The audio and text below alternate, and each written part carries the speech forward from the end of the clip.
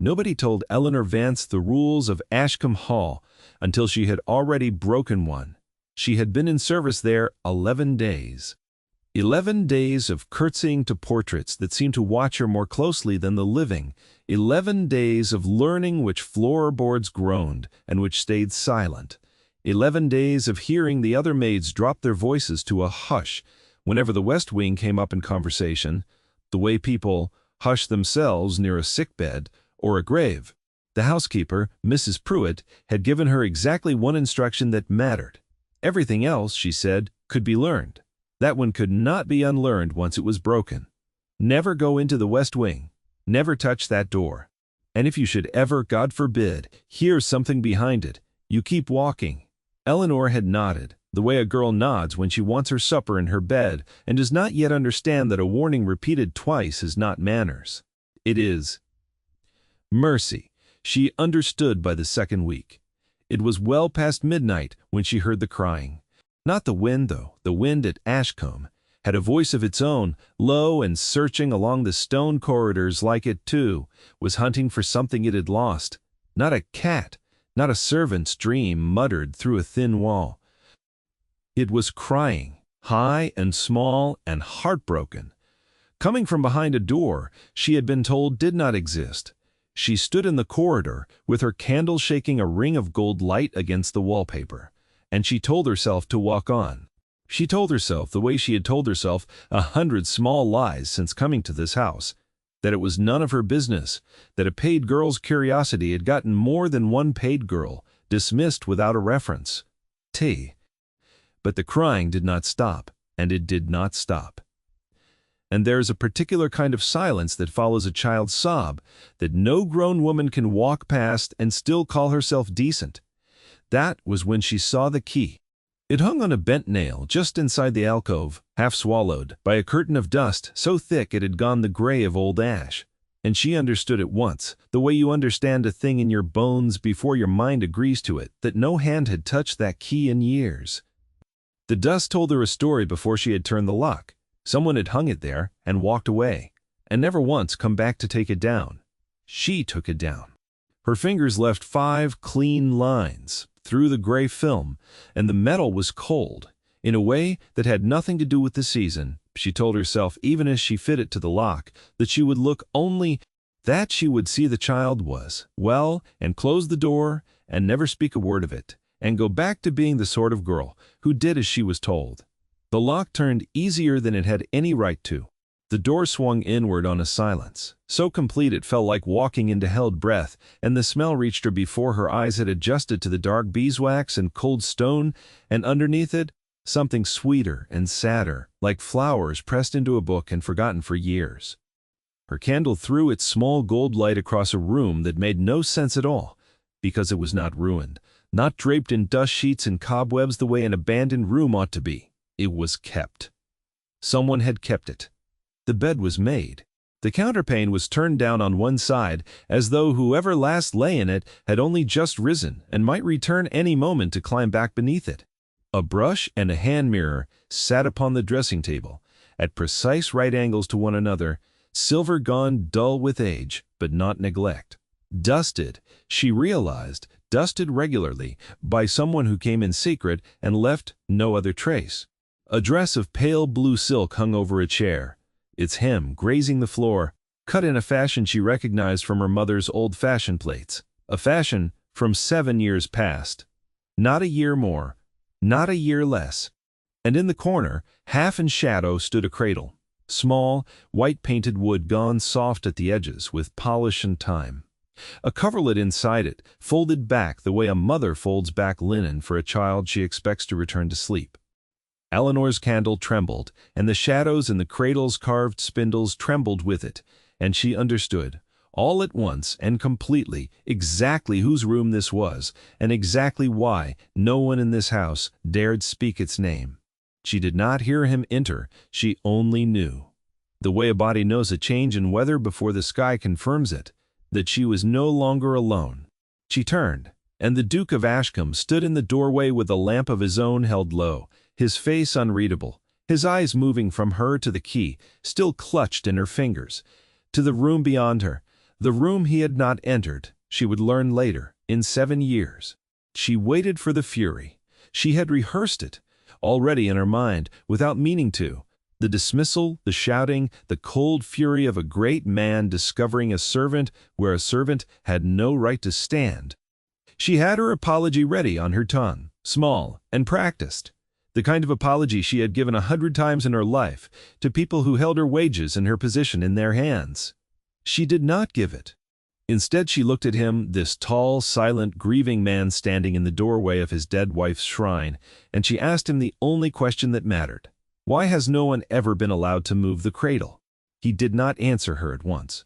He only stood there, the lamp casting long shadows up the planes of his face, and Eleanor watched something move behind his eyes that she did not yet have a name for, though she would learn its name soon enough. It was the look of a man who had built a wall so carefully, over so many years, that he had forgotten anyone might simply walk around it and ask him plainly what he was hiding behind the stones. "Because," he said finally, and his voice was rougher than she expected, quieter, "there was no child." She felt the floor tilt slightly beneath her, though she had not moved. There had been no child, he told her.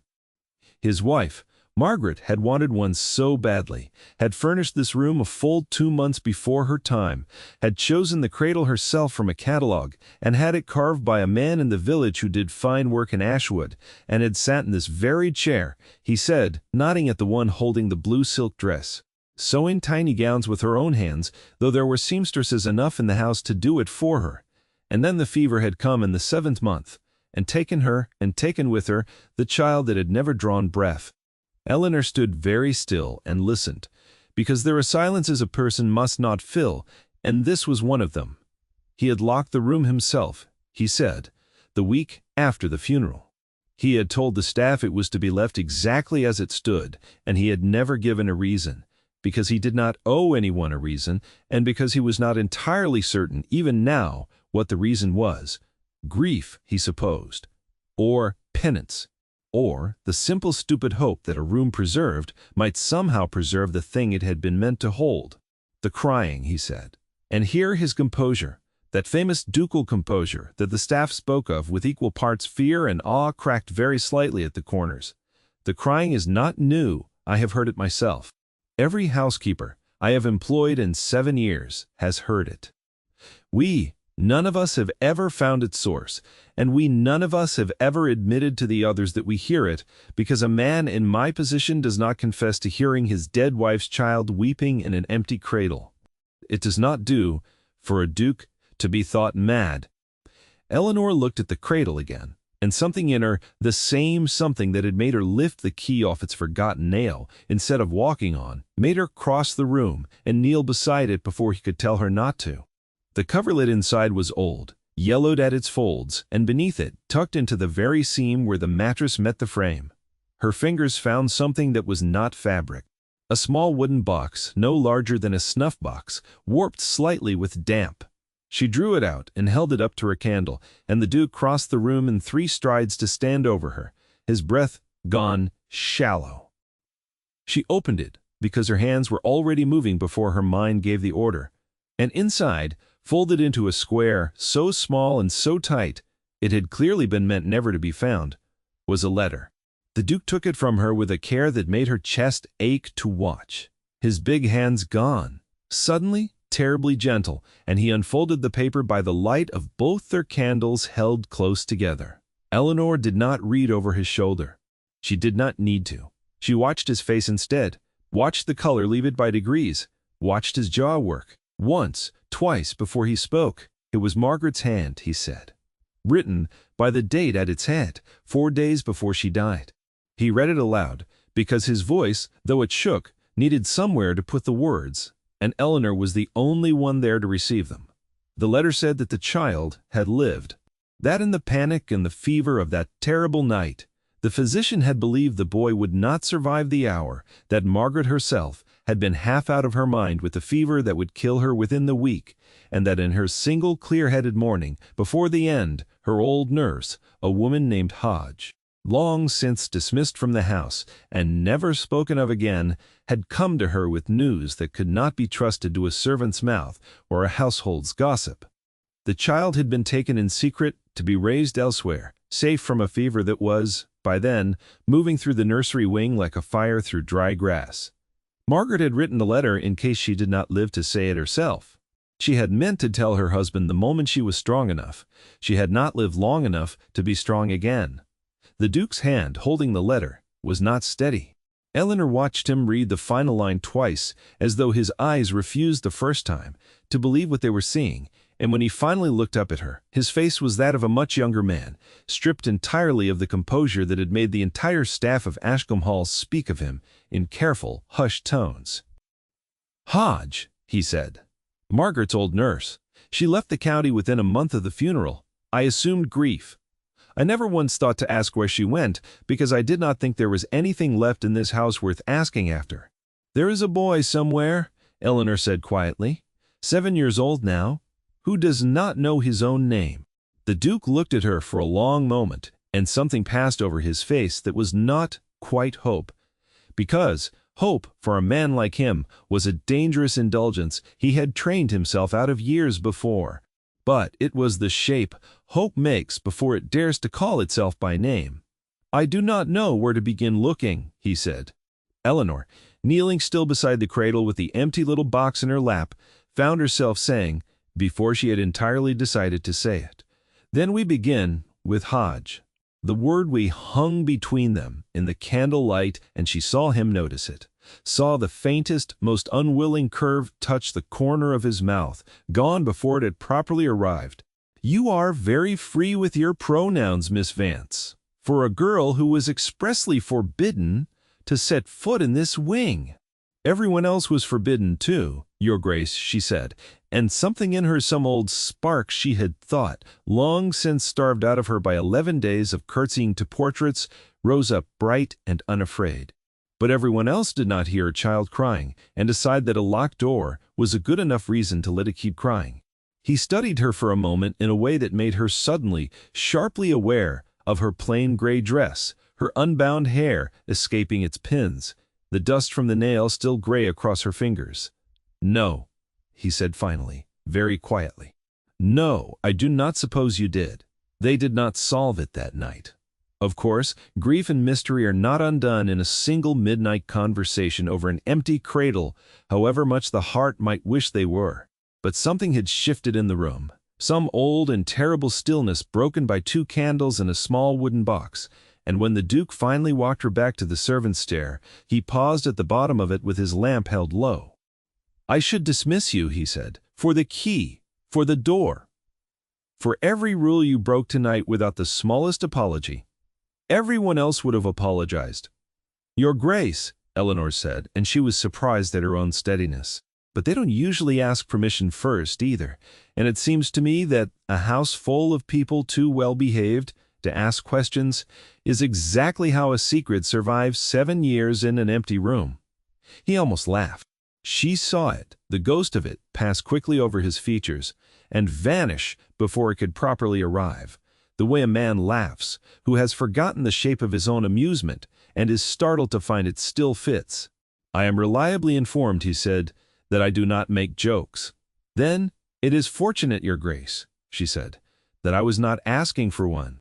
He looked at her a moment longer than propriety strictly allowed, and then he said quite seriously that she was not to go near the West Wing again without him. Not because she was forbidden, he clarified when her chin lifted at the word, but because, whatever they found next, he did not intend to find it alone. He had done 7 years of finding things alone in that house, and he had found that grief kept alone simply calcifies, becomes a room a man locks and never enters, becomes a key hung on a nail and left to gather dust. She promised him nothing. That night, beyond a small nod, because promises made at midnight in a dead woman's bedchamber seemed to her the sort of thing that ought to be handled carefully, weighed rather than spent. But she carried the shape of that promise up the servants' stair with her all the same, folded close against her chest, the way Margaret had folded her letter, and she found she did not sleep at all that night, not from fear, but from something far more dangerous. Hope is a way of keeping a person awake that dread never quite manages.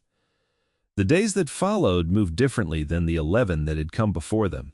The Duke sent riders out within the week, quiet inquiries dressed up as ordinary estate business, toward the parish where Hodge had been born, toward 2 others where she had cousins, according to the old housekeeper's ledger that had somehow, in 7 years, never once been consulted for this purpose because no one had known there was a purpose to consult it for.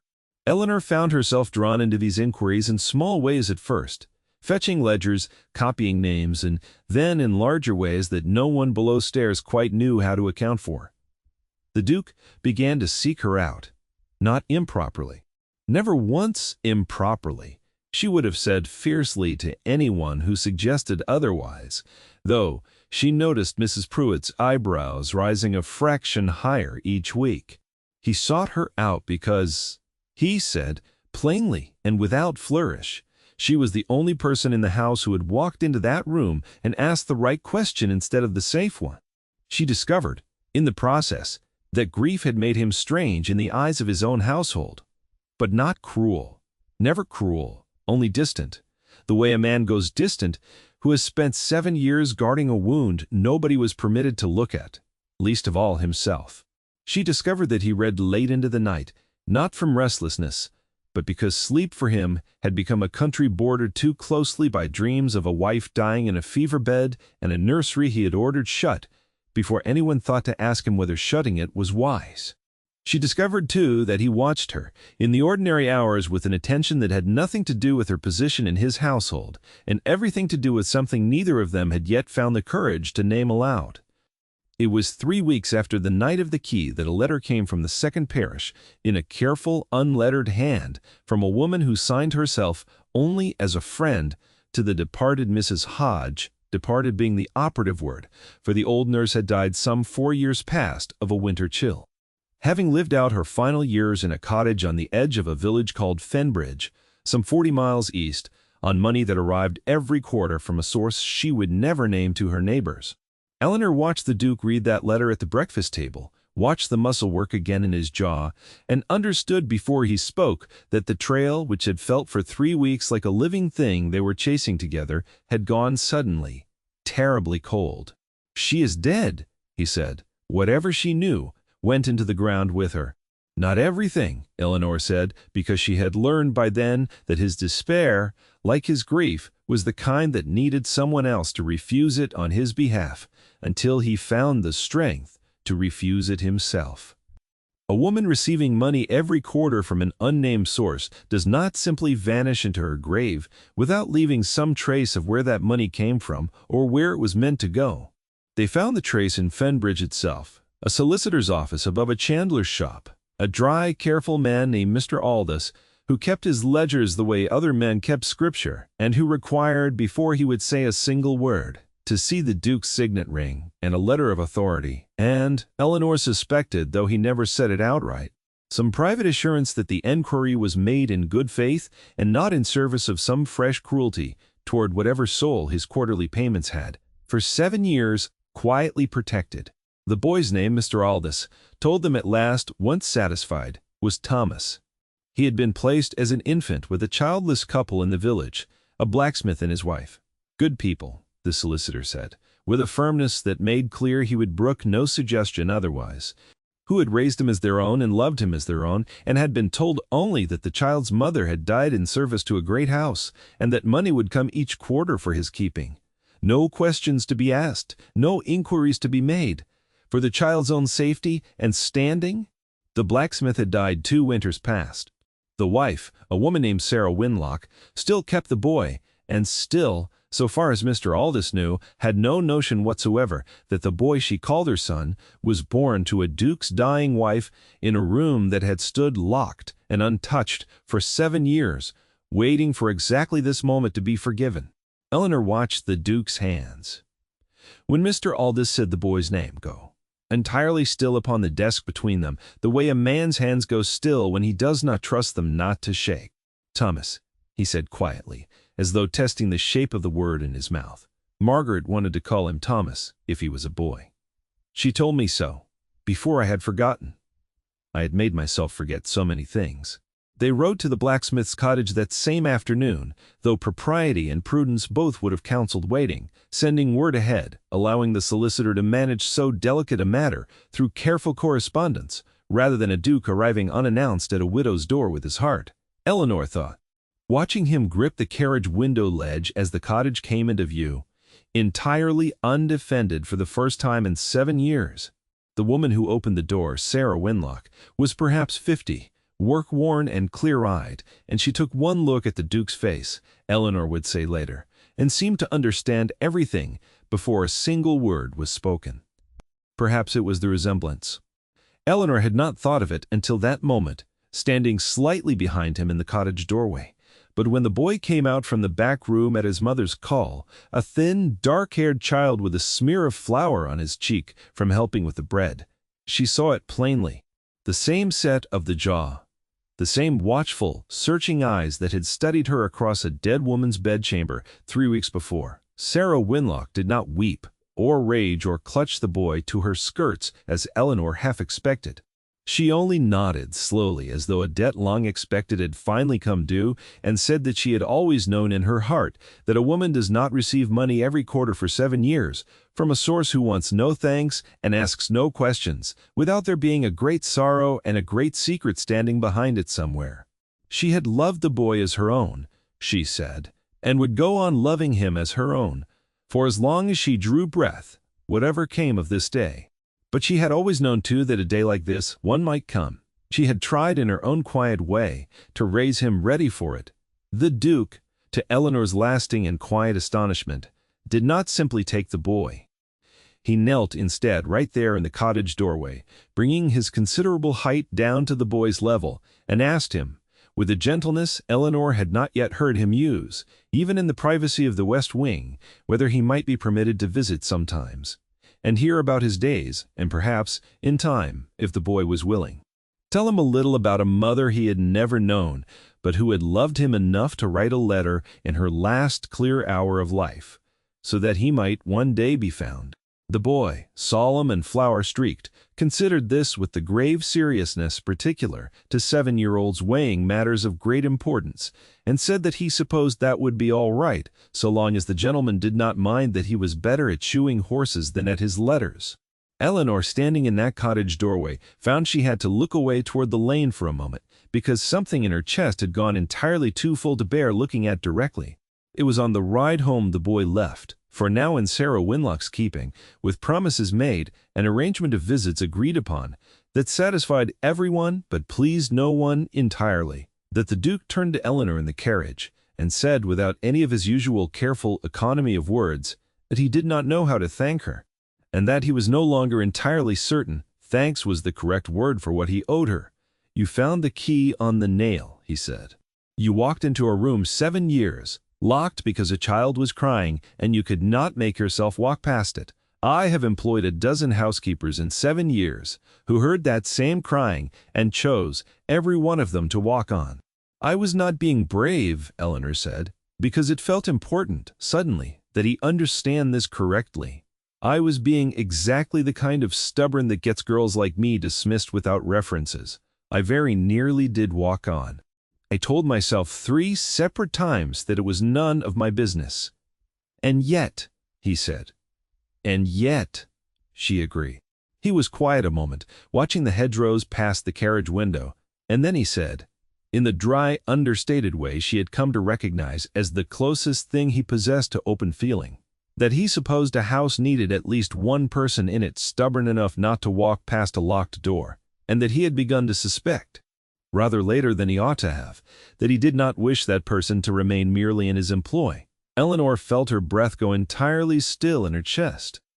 "I am not explaining this well," he said, and there was something almost boyish in the admission, coming from a man who had spent 7 years being explained about by others and had apparently lost the habit of explaining himself.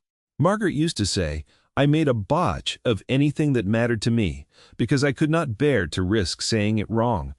I find that is not much improved." "You are doing tolerably, Your Grace," Eleanor said, and heard the dry humor in her own voice with some surprise, as though it belonged to a braver woman than she had thought herself to be even that morning.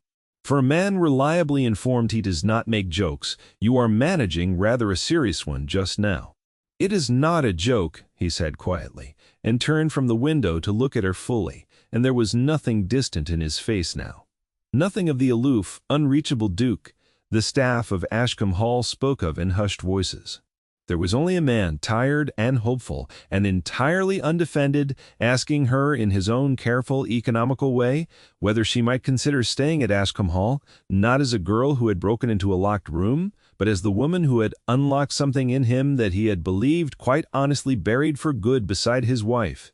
Eleanor did not answer him at once. She had learned over 3 strange and extraordinary weeks that some silences were not meant to be filled too quickly. But when she did answer, riding home in a carriage with a duke who had once been unreachable, and a small boy's flower-streaked face, fixed forever now in both their memories, she said that she thought she might consider it, provided he understood that she intended to go on asking inconvenient questions for as long as she lived, locked doors or no locked doors, and that she rather thought, having met him, that this was precisely the sort of wife his household required. He looked at her for a long moment, and this time when the corner of his mouth curved, he did not try to stop it. "I am reliably informed," he said, echoing his own words back to her with a warmth she had not thought his voice could hold, "that I do not deserve you. I find, for the first time in 7 years, that I intend to argue the point. The wedding, when it came that autumn, was a quiet affair by the standards of a dukedom, held in the chapel at Ashcombe with the leaves turning gold and red beyond the windows, and Thomas stood near the front of it in a new coat that did not entirely fit him yet, holding Sarah Winlock's hand on one side and looking, Eleanor thought, watching him from the aisle, entirely unimpressed by the solemnity of the occasion, and rather more interested in whether there would be cake. There was cake. There was, in fact, a great deal of it, because the Duke had said quite firmly to Mrs. Pruitt that no one under his roof would ever again go without a full plate at their own table, a rule the old housekeeper wrote into her ledgers that year with what Eleanor privately suspected were tears in her eyes, though she would never have admitted to such a thing. The west wing was opened again before the year was out, its windows unlatched. For the first time in 7 years, sunlight let in across a room no longer kept as a shrine, but restored gently into a nursery meant for living children, rather than a grief that had waited 7 years to be forgiven. The cradle stayed. Eleanor asked that it stay, and the Duke, when she told him why, only nodded and said that some things ought never to be moved, not because they held sorrow, but because they had waited faithfully, in the dark, for exactly the kind of love that had finally come to claim them. Thomas visited often, more often as the years went on, until by the time Eleanor herself was brought to bed with her first child, a girl with her father's watchful eyes, the boy who had once smeared flour across his cheek in a blacksmith's cottage doorway, had become simply and entirely her stepson in every way that mattered, save the name he still, out of love for the mother who had raised him, chose sometimes to keep.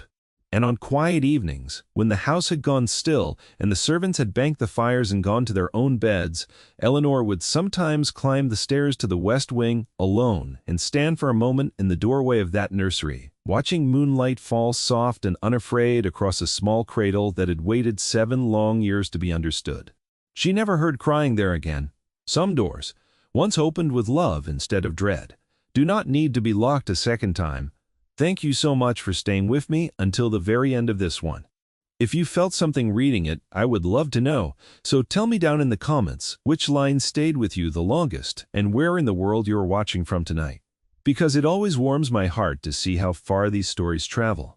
If you enjoyed your time here, don't forget to subscribe so you won't miss new stories, because there are many more locked doors and many more hearts waiting to be understood still to come.